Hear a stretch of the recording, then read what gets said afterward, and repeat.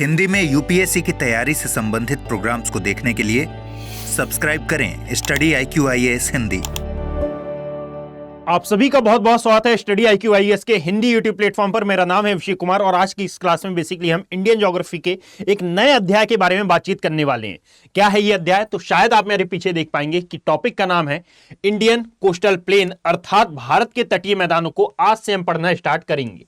ये भारत के तटीय मैदानों पर वीडियो 2-3 पार्ट्स में रहेगा, अर्थात कम से कम इसके 3 पार्ट्स होंगे। एक में हम वेस्टर्न कोस्टल प्लेन्स को समझना प्रारंभ करेंगे और दूसरे में हम ईस्टर्न कोस्टल प्लेन्स को समझना प्रारंभ करेंगे। उससे पूर्व मैं आपको बता दूं कि आज का ये वीडियो इनके निर्माण पर, इनकी महत्ता पर, अर्थात इनकी इंपॉर्टेंस पर आधारित है। इनके जियोपॉलिटिकल पॉइंट ऑफ व्यू क्या होता है, किस प्रकार ये क्यों बेसिकली वेस्टर्न कोस्टल प्लेन अर्थात पश्चिमी तटीय मैदानों को गोल्डन पोर्ट कहा जाने लगा था स्वेज नहर के निर्माण के पश्चात। इन सभी बातों पर हम डिस्कशन करेंगे। साथ में इनको कितने पार्ट्स में डिवाइड किया गया है, यानी कि एक जनरल इंट्रोडक्शन के बारे में हम बातचीत करेंगे। कल से हम वेस्टर्न कोस्टल प्लेन अर्थात पश्चिमी तटीय मैदान के बारे में बातचीत करना प्रारंभ करेंगे। आज का यह पूरा वीडियो एक प्रकार से आपका बेस हो सकता है कोस्टल प्लेन्स ऑफ इंडिया अर्थात भारत के तटीय मैदानों को लेकर। उससे पहले एक जरूरी इंफॉर्मेशन कि यदि मान लीजिए, जैसा कि अभी जितने भी वीडियोस आ चुके हैं पेनिनसुलर इंडिया तक हमने पूरा का पूरा अध्याय खत्म कर लिया है, और यदि उसकी पीडीएफ आपको चाहिए हो तो ये पीडीएफ आपको geography bye Abhishek Kumar Telegram channel पर प्रोवाइड करा दी जा रही है। यहां से आप जाकर इस पीडीएफ को डाउनलोड कर सकते हैं। कारण यह है बच्चों कि यदि मैं इंडियन ज्योग्राफी की सीरीज चला रहा हूं तो मुझे जरूरी होगा कि आप तक ये सीरीज पहुंच रही है और ये आपके लिए पॉजिटिव है और सही में आपको ये पसंद आ रही है। उसके लिए मुझे आपके रिस्पांस की जरूरत होगी।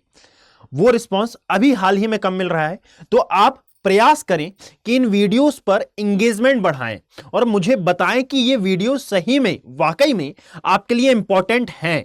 क्लियर, ताकि मैं ऐसे ही और भी कई नए वीडियोस लेकर आ सकूं आने वाले समय में। तो चलिए प्रारंभ करते हैं बिना किसी देरी के। यदि आपको पीडीएफ चाहिए हो तो आप इस टेलीग्राम चैनल से इसे डाउनलोड कर सकते हैं। इंडियन ज्योग्राफी की पूरी सीरीज चल रही है और साथ में मैं पुनः आपको बता दूं कि यहां पर मैं इंडियन ज्योग्राफी को यूपीएससी CSE के हिसाब से इवन मेंस के पॉइंट ऑफ व्यू से भी कवर अप कराने का प्रयास कर रहा हूं। पर ऐसा नहीं है कि ये कहीं पर लिखा हो कि भाई यूपीएससी ने जो पूछ लिया है वो स्टेट पीसीएस नहीं ही पूछ सकता है। तो याद रखें कि जितनी ये यूपीएससी पॉइंट ऑफ व्यू से इंपॉर्टेंट है उससे कम ही सही, परंतु नॉलेजेबल वीडियो है, तो स्टेट पीसीएस वाले भी इन वीडियोस को देख सकते हैं। Is that clear? चलिए प्रारंभ करते हैं आज का टॉपिक जिसका नाम है कोस्टल प्लेन्स ऑफ इंडिया। उससे पहले एक और जरूरी इंफॉर्मेशन, 30 सेकंड का मैं आपका समय लूंगा कि स्टडी IQ IAS हिंदी पर P2I बैचेस लॉन्च हो चुके हैं और यहां पर एडमिशन लेने की अंतिम तिथि 15 जून है और यहां पर शाम से, इवन आज शाम से ही मैं आपकी ज्योग्राफी की क्लास लेने वाला हूं। तो यदि अभी तक आपने एडमिशन नहीं लिया है और यूपीएससी की जर्नी में अभी तक आपने अपना पहला स्टेप नहीं बढ़ाया है तो जल्द से जल्द आप यहां पर एडमिशन ले लें ताकि हम सभी मिलकर आपकी इस जर्नी को आसान बना सकें। Is that clear? चलिए प्रारंभ करते हैं यहां पर आज का टॉपिक। यदि हम कोस्टल प्लेन्स की बात करते हैं या फिर तटीय मैदानों की बात करते हैं तो बेसिकली तटीय मैदान होते क्या है, यदि एक लाइन में मैं बोलता हूं, सिंपल एक लाइन में, कि भाई समुद्र तटों पर स्थित मैदानी भाग को आप नाम देते हैं तटीय मैदान का। तो ये डेफिनेशन गलत नहीं होगी, परंतु याद रखिएगा कि ये डेफिनेशन नहीं पूछी जाएगी। सिंपली आप इतना याद रखें कि भारत में जो तटीय मैदान है उनका जियोपॉलिटिकल पॉइंट ऑफ व्यू क्या है। अब मैंने ऊपर का मैप नहीं बनाया है, जितने की मैप की आवश्यकता थी केवल और केवल मैंने उतना मैप यहां पर ड्रॉ कर रखा है। देखना, भारत में 2 प्रकार के मैदान हैं। एक आता है पश्चिम तटीय मैदान, बेसिकली 3 है, आगे हम वो भी डिस्कस करेंगे। और एक आपको देखने के लिए मिलता है क्या, पूर्वी तटीय मैदान, दैट इज पूर्वी तटीय मैदान, जो कि गंगा डेल्टा से प्रारंभ होता है और नीचे तक आता है, अर्थात केप केमोरिन वाले एरिया तक, तमिलनाडु तक। क्लियर? यह है पूर्वी तटीय मैदान और यह है पश्चिम तटीय मैदान। जस्ट अ सेकेंड, यदि आप पश्चिमी तटीय मैदानों की बात कर रहे हैं, पहले हम पश्चिम तटीय मैदान की बात करते हैं, तो आपको मालूम चलेगा कि इस साइड अर्थात यह है भारत वाला एरिया, मैंने पूरा नहीं बनाया हूं, आगे कंप्लीट भी बनाऊंगा जब मैं इसका निर्माण बताऊंगा। तो यह है पश्चिम तटीय मैदान और पश्चिम तटीय मैदान एक्चुअल में किस सागर के तट पर आपको दिखाई देता है, तो दैट इज ये अरब सागर के तट पर आपको देखने के लिए मिलेगा। याद रखें कि ये जो तटीय मैदान है ये जियोपॉलिटिकल पॉइंट ऑफ व्यू, ये इकोनॉमिक पॉइंट ऑफ व्यू, ये कल्चरल पॉइंट ऑफ व्यू और साथ में हर पॉइंट ऑफ व्यू के हिसाब से ये इंपॉर्टेंट होते हैं। अर्थात यदि मैं यहां पर लेता हूं सिक्योरिटी के हिसाब से क्या ये इंपॉर्टेंट है, तो कहीं ना कहीं इनका सिक्योरिटी पर्पज से भी इंपॉर्टेंस सामने निकल के आती है। ये कोस्टल प्लेन हर देश के लिए, इवन ये भारत के लिए नहीं, भारत के लिए तो इसलिए भी इंपॉर्टेंट हो जाते हैं क्योंकि भारत की जो भूमिका है, भारत की जो स्थिति है वो इंडियन ओशन में बहुत ज्यादा महत्वपूर्ण है। दैट इज वाई ये इंडिया के कंटेक्स्ट में तो इंपॉर्टेंट है ही, परंतु कोस्टल रेंज बहुत महत्वपूर्ण भूमिका निभाते हैं किसी भी देश के जियोपॉलिटिकल एंगल, किसी भी देश के इकोनॉमिक पॉइंट ऑफ व्यू, किसी भी देश की कल्चरल एक्टिविटी, किसी भी देश की सिक्योरिटी के लिए। Is that clear? तो इसीलिए इन कोस्टल प्लेन्स को डिटेल में पढ़ना और साथ में इनकी जानकारी विथ मैप लेना आवश्यक हो जाता है। कारण यह है कि जब आप मैप के अकॉर्डिंगली पढ़ते हैं तो वहां पर, हाँ, एक और इंपॉर्टेंट बात कि आप यहां पर एटलस लेकर अवश्य बैठिएगा, वहां पर पेज नंबर 12 के बाद से आप चीजें मार्क कर सकते हैं। क्लियर? तो यदि आप यहां पर देखेंगे तो यह पढ़ना इसलिए भी इंपॉर्टेंट हो जाता है ताकि आप विभिन्न देशों की लोकेशन जान सके और साथ में आप समुद्री जल मार्गों, यानी कि जो समुद्री मार्ग होते हैं उनके बारे में भी डेटा एकत्र कर सकते हो, उनके बारे में भी आप नॉलेज गेन कर सकें। तो चलिए प्रारंभ करते हैं कि यदि हम यहां पर देखते हैं कि ये जो पश्चिम तटीय मैदान है, ये पश्चिम तटीय मैदान एक्चुअल में अरब सागर के तट पर स्थित है और कंपैरेटिवली यदि आप इसको देखेंगे तो ये ज्यादा स्ट्रेट, यानी कि यदि आप भारत का मैप देखें तो भारत का मैप कुछ इस प्रकार से आपको देखने के लिए मिलता है ना। ये है उत्तरी भारत वाला पोर्शन, मैं पूरा मैप यहां पर ड्रॉ कर देता हूं, देन मैं इसको रफ भी कर दूंगा। कारण यह है कि इसकी आवश्यकता अभी नहीं है हमें, जब आवश्यकता थी तो हमने इसको पूरा का पूरा ड्रॉ किया और आई थिंक मैं ये मानकर चल रहा हूं कि अब आपसे ये पूरा मैप ड्रॉ करते बनने लगा हुआ। तो यदि आप यहां वाले पार्ट को देखेंगे तो ये ज्यादा स्ट्रेट है और यदि आप ईस्टर्न पार्ट को देखेंगे तो ये उतना स्ट्रेट आपको देखने के लिए नहीं मिलेगा। भाई इसका क्या कारण है, इसके बारे में हम आगे समझेंगे, परंतु याद रखिएगा कि ये जो पश्चिम तटीय मैदान है ये बहुत ज्यादा स्ट्रेट है और स्ट्रेट होने के कारण यहां पर जो सागरीय क्षेत्र है या फिर जो सागर है ये आपको नजदीक दिखाई देता है, सागर नजदीक दिखाई देता है। इसका अभी मैं डिटेलिंग करता हूं कि एक्चुअल में ऐसा है क्यों। और याद रखिएगा कि यहां पर आपको पोर्ट अर्थात बंदरगाहों का विकास ज्यादा देखने के लिए मिलेगा और इवन सारे महत्वपूर्ण बंदरगाह, चाहे वो मुंबई हो, चाहे वो कांडला हो, चाहे वो आपको मंगलुरु बंदरगाह देखने के लिए मिल रहा हो, ये सभी आपको वेस्टर्न पार्ट में ही स्थित देखने के लिए मिलते हैं। इसका कारण क्या है? तो इसका एकमात्र कारण है कि सर, यदि एकमात्र कारण हम लेना चाहें कि सर यहां पर जो सागरीय क्षेत्र है ये अधिक नजदीक है। और नजदीक होने का कारण क्या है? तो नजदीक होने का मेन कारण है इसके निर्माण की प्रक्रिया। Is that clear? जिसको हम आगे समझेंगे कि एक्चुअल में इसके निर्माण की क्रिया है क्या। देखिएगा, पश्चिम तटीय मैदान के थ्रू आप याद रखें, पश्चिम तटीय मैदान के थ्रू आप याद रखिएगा कि आप डायरेक्टली कनेक्ट होते हैं किससे? यूरोप वाले पार्ट से, और इवन आप डायरेक्टली कनेक्ट होते हैं इस अरेबियन पेनिनसुला वाले पोर्शन से। यह है हमारा अरेबियन पेनिनसुला या फिर अरब का प्रायद्वीप। यहीं पर आपको सऊदी अरेबिया, यहीं पर आपको दुबई अर्थात यूएई वाला पोर्शन और यहीं पर आपको ओमान देश अर्थात कुल मिलाकर खाड़ी देश इसी एरिया में अकर होते हुए आपको देखने के लिए मिलते हैं। यह है खाड़ी देश या फिर इसी को हम बोलते हैं अरब प्रायद्वीप। इस अरब प्रायद्वीप के थ्रू, सॉरी, इस पश्चिमी तटीय मैदान के थ्रू आप डायरेक्टली कनेक्ट होते हैं एक तो अरब प्रायद्वीप से, साथ में इस वाले एरिया में आपको एक नहर का निर्माण देखने के लिए मिलता है और इसे बेसिकली कॉल किया जाता है, यह है स्वेज नहर। और स्वेज नहर के द्वारा आप यूरोप कॉन्टिनेंट से जुड़ते हैं और अपने व्यापार को बहुत अधिक सुगम बनाते हैं। और जब ये स्वेज नहर नहीं थी तो ये एक प्रकार से भारत तक आने के लिए आपको पूरा का पूरा अफ्रीका महाद्वीप क्रॉस करना पड़ता था। यानी कि जब आप अफ्रीका महाद्वीप के दक्षिणी भाग को देखते हैं, जब आप अफ्रीका महाद्वीप के दक्षिणी भाग को देखते हैं तो इस एरिया में बेसिकली आपको दिखाई देता है क्या? केप ऑफ गुड होप वाला क्षेत्र। जस्ट अ सेकेंड, इस एरिया में आपको केप ऑफ गुड होप नजर आएगा। Clear? Cape of Good Hope, Cape of Agulhas, है ना, सेंट फ्रांसिस्को नहीं है, यहां पर Cape of Good Hope, Cape of Agulhas, Cape of Saint Francis. Clear? तो बेसिकली अभी हमको केप ऑफ गुड होप की जरूरत है। तो ये केप ऑफ गुड होप का नाम भी भारत के कंटेक्स्ट में ही रखा गया था कि सर ये एक प्रकार से मार्ग था भारत तक पहुंचने का। क्लियर? मगर ये मार्ग बहुत ज्यादा ही बड़ा था।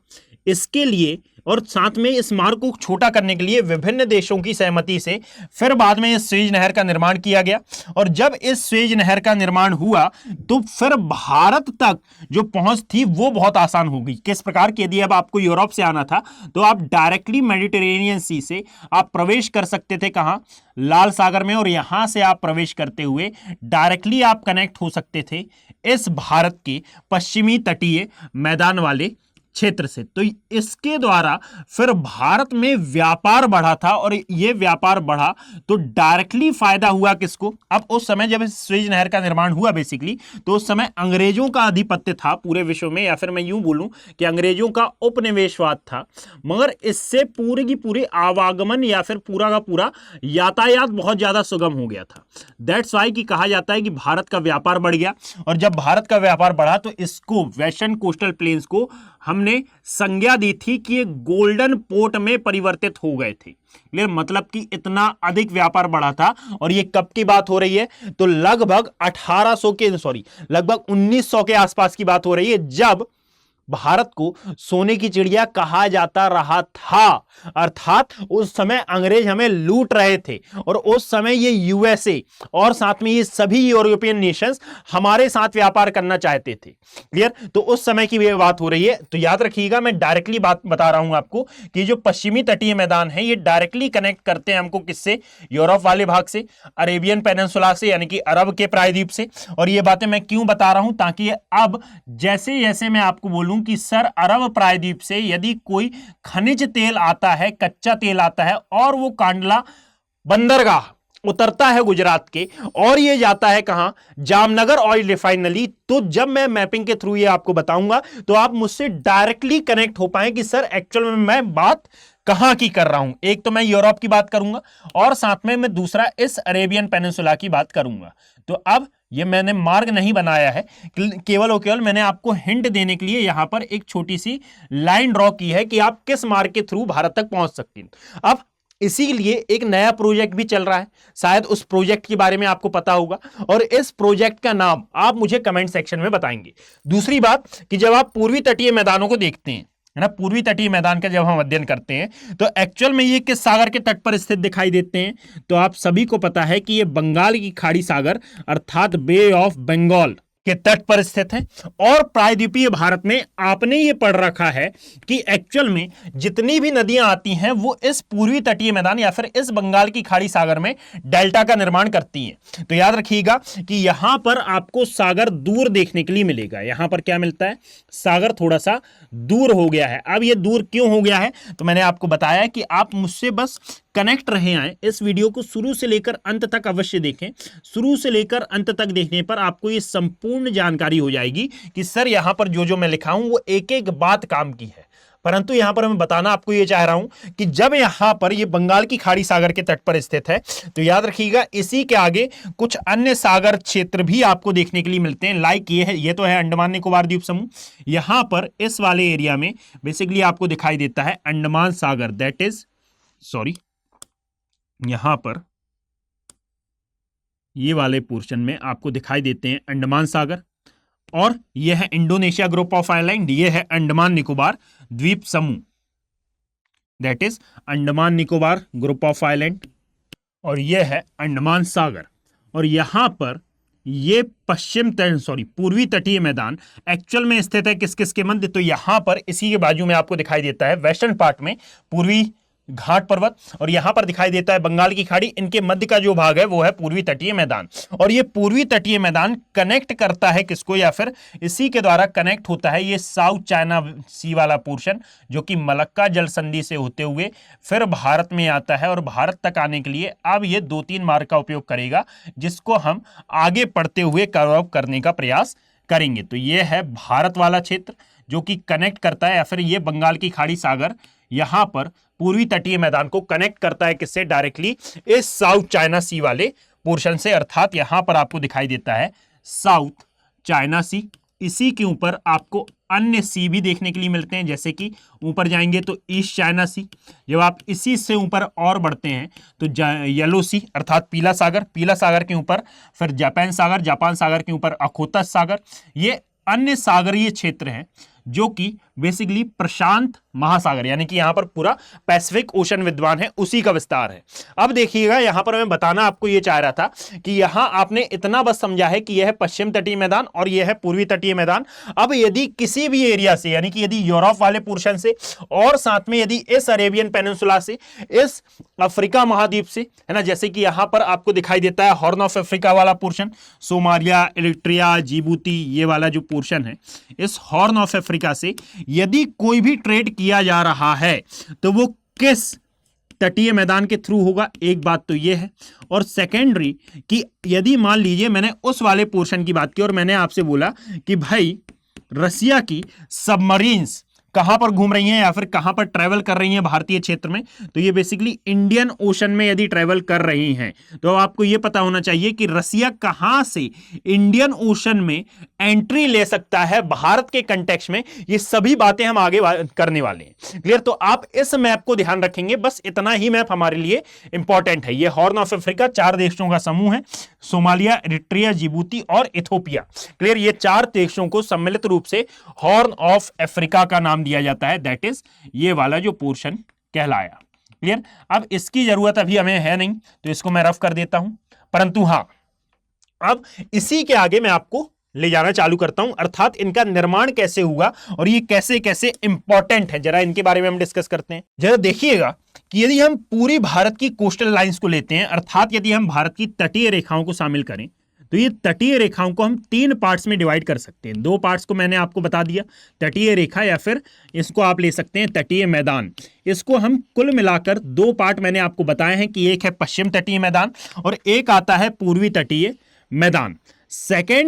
थर्ड निकल के आता है हमारा एक्चुअल में द्वीपीय तट। अब ये द्वीपीय तट क्या होता है, तो देखना, भारत में पूर्वी और पश्चिमी तटीय मैदानों की अपेक्षा आपको कुछ द्वीपों पर भी तट सीमा देखने के लिए मिलेगी। इसका मतलब क्या है कि जब आप भारत का मैप देखते हैं, है ना, भारत में मैं यहां पर केवल और केवल दक्षिण भारत का मैप ड्रॉ कर रहा हूं। इवन आप इसी मैप से समझ सकते हैं कि यह है इंडिया, यहां पर आपको दिखाई देता है लक्षद्वीप, यह है हमारे Andaman Nicobar group of island और यहां नीचे आता है श्रीलंका, जो कि हमारा नहीं है, मैप में शो करते हैं एनक्लोज समझौते के अनुसार। ये क्यों है तो आगे हम डिस्कस करेंगे। क्लियर? यदि आप भारत के कंटेक्स्ट में इसको समझना चाहें कि भाई यह है भारत, और भारत में यदि आप तट रेखाओं को देखेंगे तो यह है हमारी पूर्वी तट रेखा और एक आती है हमारी पश्चिमी तटीय रेखा, है ना। ये जो ग्रीन वाले से मैं बना रहा हूं ये है हमारी पूर्वी तटीय रेखा और एक आती है हमारी पश्चिमी तटीय रेखा। अब ये प्रारंभ कहां से होती है, कहां तक जाती है, इसके बारे में डिस्कशन होगा, है ना। परंतु एक काम करता हूं, मैं इसको रफ कर देता हूं, यहां पर मैं बनाता हूं इसको, है ना। इसके अलावा एक और तटीय सीमा आपको देखने के लिए मिलेगी, यह है हमारी अंडमान निकोबार द्वीप समूह वाला क्षेत्र, है ना, हमारा Andaman Nicobar group of island वाला एरिया। तो इनकी भी एक तटीय सीमा है और अंडमान निकोबार द्वीप समूह आपको पता होगा कि भारत का सबसे बड़ा द्वीप समूह है, जिसको विभाजित करती है 10 डिग्री चैनल, है ना, विभाजित करता है 10 डिग्री चैनल। और इसके नीचे आपको दिखाई देता है निकोबार ग्रुप ऑफ आइलैंड। और यदि इन दोनों की हम बात करेंगे तो फिर यहां पर जो ग्रेट निकोबार वाला एरिया है, क्लियर, वो इंडोनेशिया के सबसे नजदीक देखने के लिए मिलेगा। अब यहां पर मैं क्या बता रहा हूं, तो जरा मेरी बात ध्यान से सुनिएगा आप कि ठीक उसी प्रकार यहां पर भी आपको एक आइलैंड देखने के लिए मिलेगा, that is called Lakshadweep island. ये कौन सा है, दैट इज कॉल्ड लक्षद्वीप। अब एक काम करता हूं, मैं इसको थोड़ा अलग कलर से फिल कर देता हूं ताकि आपको अच्छे से समझ में आए। ये है लक्षद्वीप, ये है हमारे Andaman Nicobar group of island और इसी के पूरे भाग में फिर आपको दिखाई देता है यहां पर इंडियन ओशन, ये है अरब सागर और ये है बंगाल की खाड़ी सागर, है ना। अब जरा इनके निर्माण को समझने का प्रयास करिएगा। उससे पहले मैं आपको एक बात बता दूं, है ना, निर्माण को समझने से पहले की ये बात है, यदि मैं आप इसके साथ ये बात शेयर करता हूं कि यदि हम भारतीय तटीय मैदानों की लंबाई देखते हैं, अर्थात ये जो तटीय मैदान है या फिर ये जो तटीय रेखा है, बेसिकली यदि हम इसकी लेंथ लेते हैं और ये जनरल नॉलेज की यदि हम बात कर लें कि इसकी कुल लंबाई आपको देखने के लिए मिलती है 7516 किलोमीटर, बेसिकली देखने के लिए मिलेगी 7516.6 किलोमीटर, बट इतना सफिशियंट है। अब यदि यहां पर मैं लेता हूं तो अब मैं बात करने वाला हूं इस तटीय रेखा की, अर्थात ये वाली जो लाइन आपको दिख रही है, दैट इज यदि आप इसके अंदर से शामिल करेंगे तो इस लाइन की पूरा ये अंदर वाला एरिया, है ना, अंदर वाला, या फिर इसको कहा जाएगा मुख्य भूमि वाला क्षेत्र। इस मुख्य भूमि की लंबाई कितनी है? तो ये मुख्य भूमि की लंबाई आपको देखने के लिए मिलेगी। यहां पर मैं लिखता हूं मुख्य भूमि यानी कि मेनलैंड, वह वाला क्षेत्र जो कि भारत से जुड़ा हुआ है, इसकी है लगभग 6100 किलोमीटर। और साथ में यदि आप इसको द्वीपों पर काउंट करेंगे, अर्थात यदि इसमें आप द्वीपों को अलग से शामिल करें, तो द्वीप की है यहां पर लगभग 1400 किलोमीटर। तो द्वीपों की आती है 1400 किलोमीटर, और साथ में मुख्य भूमि की निकल के आती है लगभग 6100 किलोमीटर।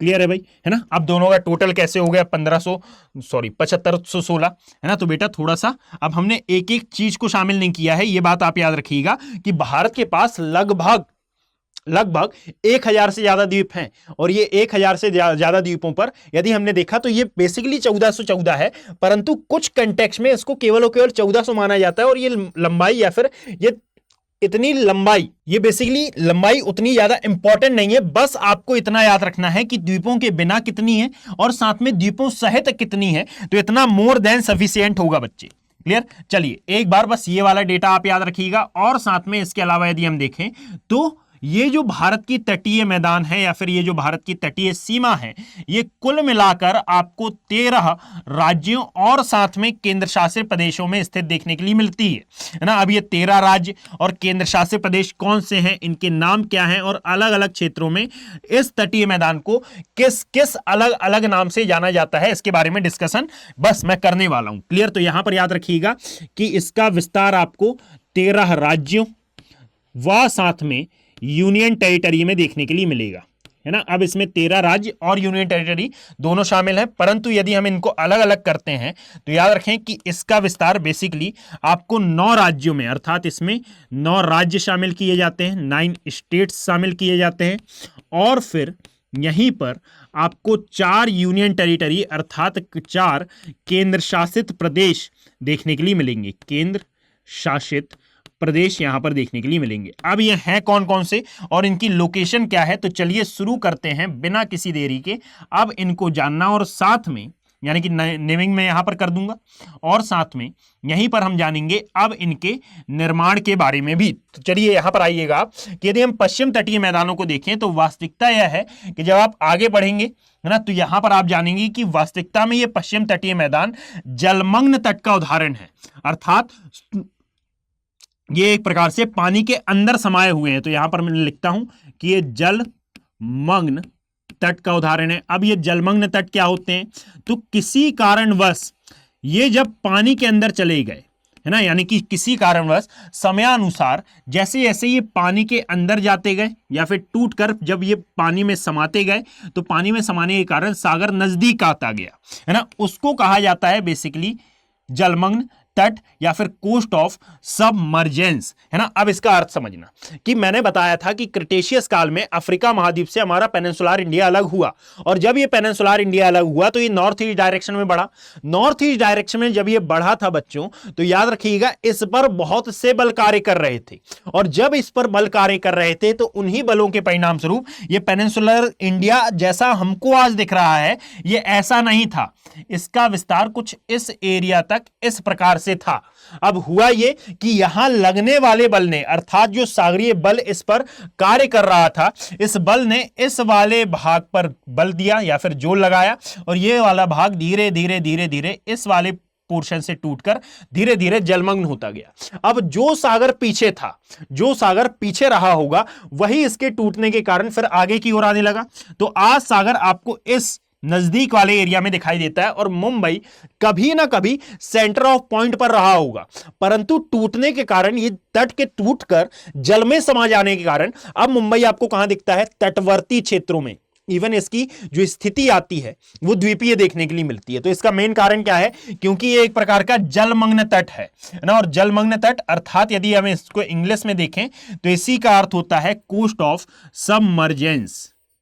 चलो खैर इंग्लिश में क्या करना है लिख के, है ना। यहां पर याद रखिएगा कि एक जलमग्न तट का उदाहरण है। पहली बात, जब आप यहां पर देखेंगे पूर्वी तटीय मैदान में, तो पूर्वी तटीय मैदान में याद रखिएगा कि ये जलमग्न तट का उदाहरण नहीं है, और ये किस प्रक्रिया द्वारा निर्मित है? तो ये एक प्रकार के निर्गमन तट का उदाहरण है।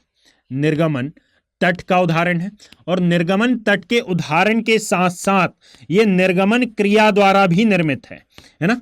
जस्ट अ सेकेंड, यहां की जो क्रिया होगी, इस क्रिया को बेसिकली कॉल किया जाएगा निज्जमन, है ना। जब मैं पृथ्वी के अंतर्जात और बहिर्जात बल पढ़ाता हूं, है ना, तो वहां पर मैं आपको बताता हूं कि भाई यहां पर सागरीय क्षेत्र में दो प्रकार की क्रियाएं होती हैं, या तो निर्गमन की या फिर उज्जमन, या फिर इसी को कहा जाता है निज्जमन की, है ना। निज्जमन का अर्थ होता है किसी भी स्थलीय भाग का टूटकर जलमग्न हो जाना, और निर्गमन का मतलब होता है किसी भी स्थलीय भाग का जल से बाहर आ जाना। क्लियर। तो ये वाला क्षेत्र बेसिकली निर्गमन तट का उदाहरण है, और इसमें प्रक्रिया भी कौन सी घटित हुई है, तो इसमें निर्गमन क्रिया ही घटित हुई है। इसके निर्माण में महत्वपूर्ण भूमिका इस निर्गमन क्रिया की है। अब समझने का प्रयास करिएगा कि ये निर्गमन क्रिया होती क्या है। तो मैंने आपको पेनिनसुलर इंडिया वाला चैप्टर हो चुका है, आई थिंक मैं ऐसा मानकर चल रहा हूं कि आपने ये पूरा ही वीडियो, यानी कि पेनिनसुलर इंडिया के सभी वीडियो ध्यान से देखे होंगे, और साथ में उससे थोड़ा बहुत नॉलेज गेन किया होगा।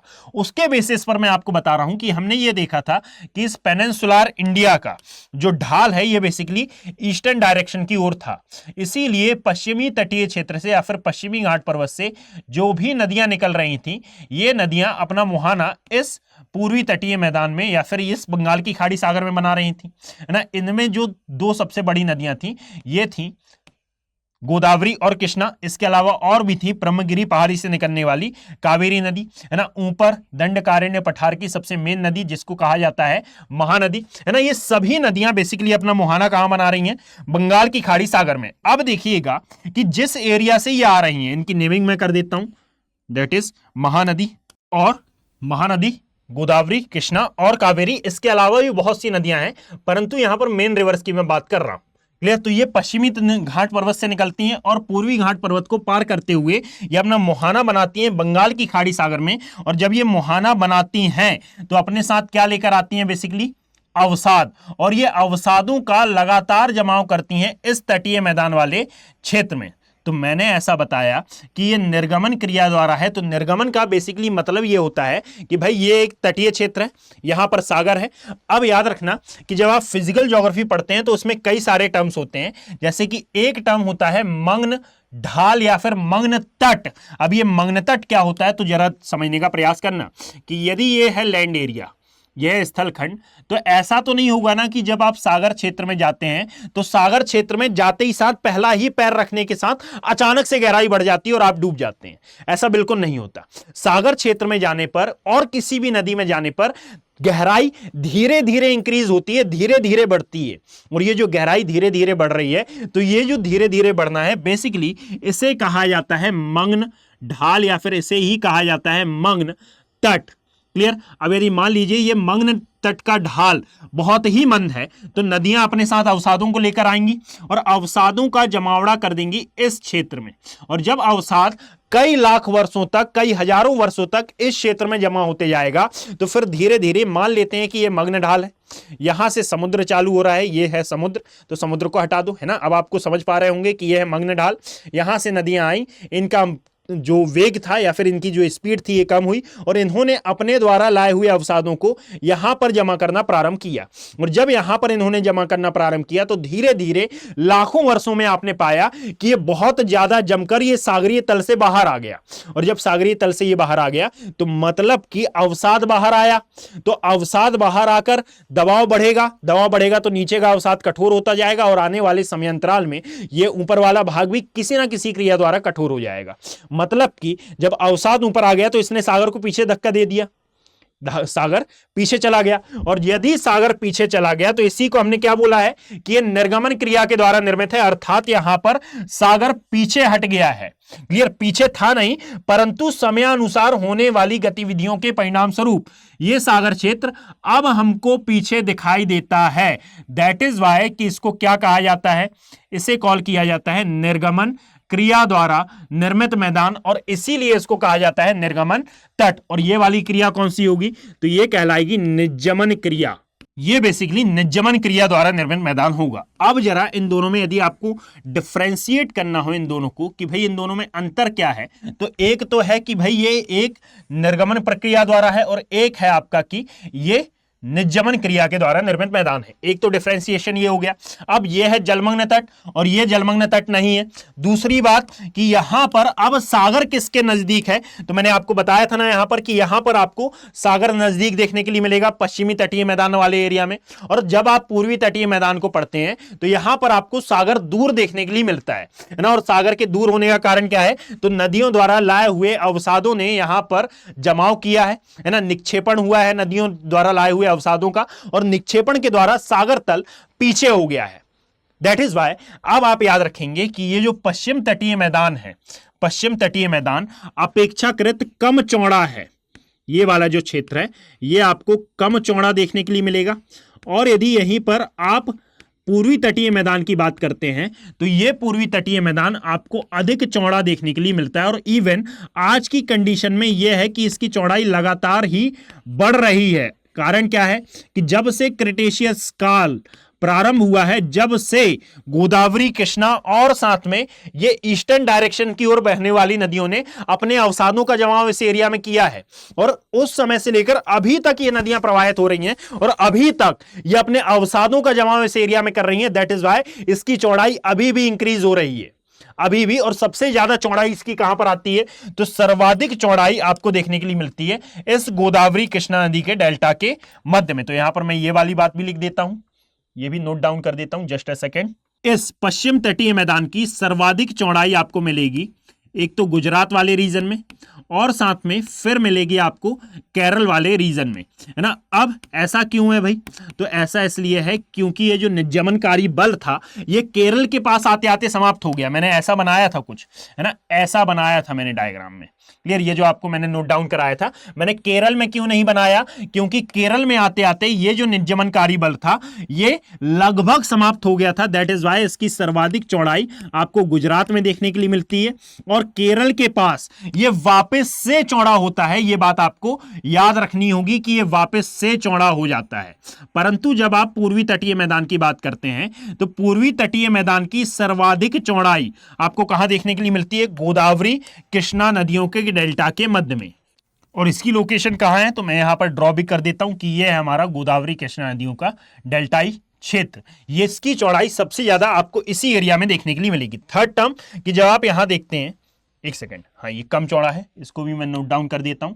अब इसके अलावा एक और डिफरेंस आपको यहां पर याद रखना होगा कि एक्चुअल में जब आप पश्चिम तटीय मैदान की बात करेंगे तो पश्चिम तटीय मैदान आपको अधिक आकर्षक देखने के लिए मिलेगा पूर्वी तटीय मैदान की अपेक्षा, है ना। प्रायः आप एक बात नोटिस करना कि हम कभी भी बीचेस देखने के लिए चेन्नई नहीं जाते, पुरी नहीं जाते हैं।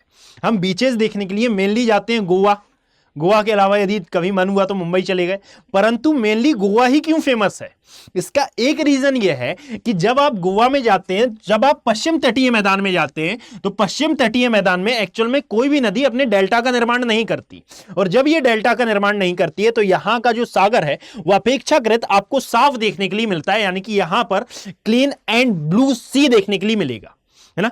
परंतु जब आप यहां पर आते हैं तो यहां पर आपको मटमैला सागर देखने के लिए मिल रहा है, ठीक है। अब सागर मटमैला है, आसमान लाल है, सॉरी आसमान नीला है, इन दोनों का जो कंपैरिजन है वो अच्छा नहीं बैठ रहा है।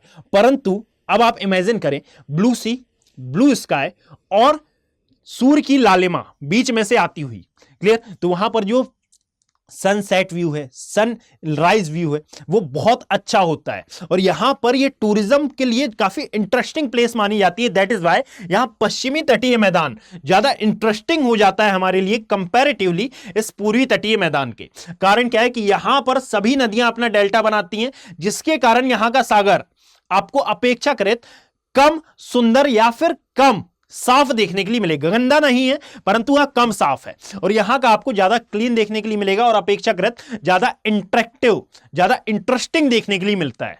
गिरे इसीलिए हम बेसिकली ज्यादा प्रेफर करते हैं गोवा को, हम प्रेफर नहीं करते हैं चेन्नई और पुरी को, क्लियर। बट हाँ यदि सागर है तो सागर होता है। चलिए आगे आते हैं।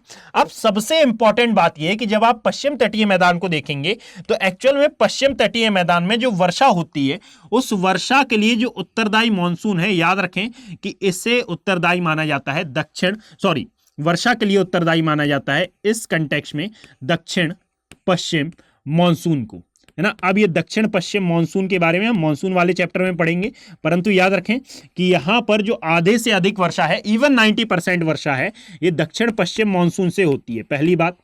अब जब ये दक्षिण पश्चिम मानसून से होती है तो मैंने आपको प्रीवियस क्लासेस में ये बता चुका है कि जो दक्षिण पश्चिम मानसून है, जो एक्चुअल में साउथ वेस्ट डायरेक्शन है, साउथ वेस्ट मानसून है, ये अधिक वर्षा कराएगा कहां? पश्चिम तटीय मैदान के या फिर पश्चिमी घाट पर्वत के पश्चिम में, यानी कि ये पश्चिम तटीय मैदान पर ज्यादा वर्षा होगी। और जब यहां पर अपेक्षाकृत औसत से ज्यादा वर्षा होगी तो यहां पर एक मृदा का विस्तार आपको देखने के लिए मिलेगा, और इस मृदा को बेसिकली कॉल किया जाता है, दैट इज कॉल्ड लैटेराइट मृदा। तो लैटेराइट मृदा का विस्तार भी आपको किस एरिया में देखने के लिए मिलेगा? इसी पश्चिमी तटीय मैदान वाले क्षेत्र में देखने के लिए मिलेगा। ठीक इसी प्रकार यदि आप देखेंगे तो एक्चुअल में इस पूर्वी तटीय मैदान पर जो वर्षा होती है वो किसके थ्रू होती है? तो मेनली याद रखें कि ये पूर्वी तटीय मैदान पर